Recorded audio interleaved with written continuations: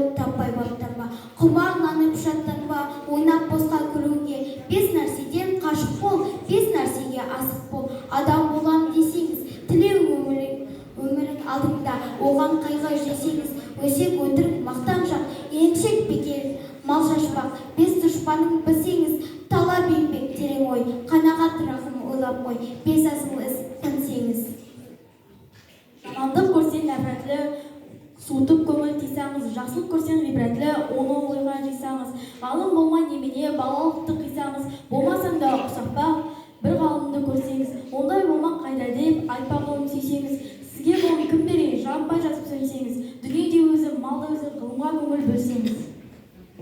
Абай Құнанбаев: жасымда ғылымға деп ескермедім, жасымда ғылымға деп ескермедім, пайдасын көре тұра тексермедім, ер жеткен соң түспеді уысыма, қолымды мезгіліне кештермедім. Бұл махрұм қалмағыма кім жазылы, қолымды дөп сөйлесем өстермедім, адамның бір қызығы бала деген, баламды оқытуды жек көрмедім, баламды медресеге білдеп бердім, қызмет қылсын жиналсын деп бермедім. Өзім де басқа шығып төскерледім, қазаққа қара сөзге дес бермедім, еңбегім